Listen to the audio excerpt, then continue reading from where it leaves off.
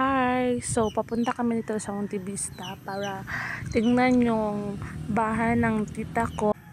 Habang papunta kami doon ay saglit kaming tumigil para makapagpahinga yung driver namin at ayan, nagpicture-picture yung mga magpipinsan. At saka tamang pahinga at kain lang. Yun. Char.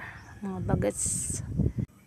Tsaka tumigil din kami sa biyahin yan para makakain at makainom din ng tubig, makaihi, yung mga gustong So fast forward, ayan, nakarating na kami sa Monte Vista sa bahay ng aking tita.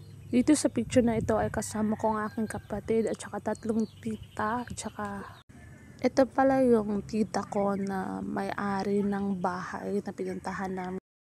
Nagbanding muna kami dito sa bahay ng aking tita, tamang picture at saka gala. Pumunta kami dito sa market nila. Pasensya sa larawan, nalipasan lang ng gutom yan. Char. Kinabukasan ay pumunta na kami sa Bamboo Garden Resort para doon i-celebrate yung pagpapabless ng aking tita sa kanyang bahay. So ayan, pool. Bungad agad yung pool. Bago kami naligo ay kumain muna kami at yan, nagdala kami ng pagkain. Tita ko. Pagkatapos namin kumain, so ayan, tamang rampa, aura pala. Tamang posing, picture there, picture everywhere. So ayan, maganda ang view.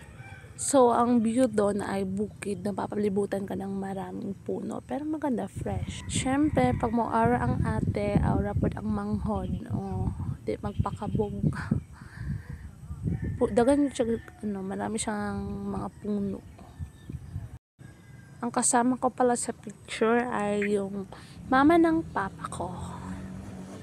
Yung papa ko naman ay ayun, nagbabantay ng kanyang apo, habol ng habol, kasi yung mama, tamang aura, anak yan ng kapatid ko.